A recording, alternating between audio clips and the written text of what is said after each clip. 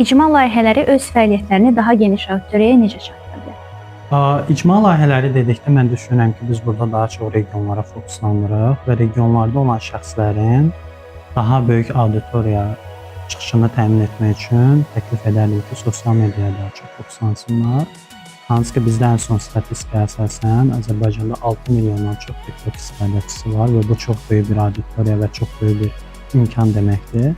Həmçinin Instagram səhifəsi ola bilər və həmçinin bayaq qeyd etdiyim kimi region dedikdə burada daha çox şifahi nitq vasitəsilə, hansı ki, kommunikasiya vasitəsi olan mouse to mouse, ağızdan ağıza bir növ PR-ı və brendingi də nəzərdə saxlaya bilərik. Sosial media və PR-da resursu az olan təşkilatlar nəyə fokuslanmalıdır?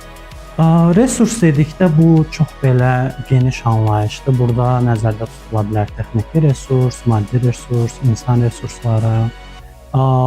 Mənim fikrimcə indiki dövrdə ən azı bir telefon və bir mikrofon, ən azı bir telefon kifayət edir, hansı ki, bu əminəm ki, hamıda var. Yəni sosial mediada brendini düzgün tanıtmaq üçün sənin professional çəkilişə və yaxud ən son standartlara cavab verən avadanlığa ehtiyacın olmaya da bilər və düşünürəm ki, bəzən bu ehtiyac da deyil.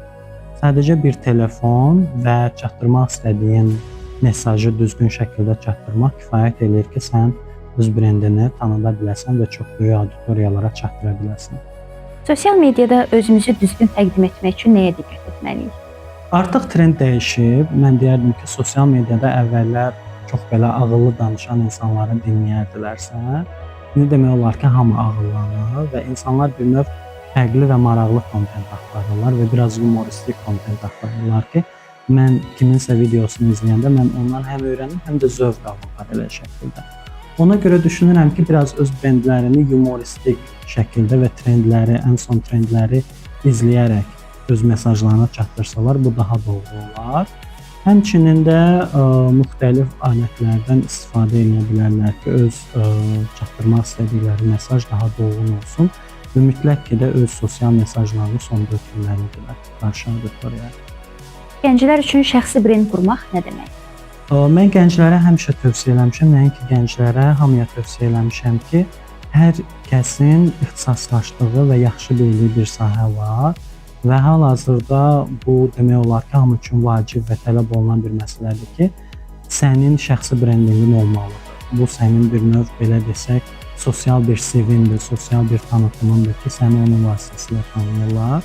Və ona görə də mən gənclərə həmişə tövsiyə edirəm ki, yaxşı bildiyiniz bir sahədə bir blog aça bilərsiniz, və burada artıq auditoriyaya mesajlar ötürə bilərsiniz. Bəzən bizə elə gəlir ki, bizim demək istədiklərimizi biz bilirik deyə hamı bilir, amma bu elə deyil. Yəni çox insanın buna əlçatanlığı yoxdur, çox insanın bundan xəbəri yoxdur və bizim deyəcəyimiz mesajın belə ən kiçik auditoriyalara ehtiyacı ola bilər.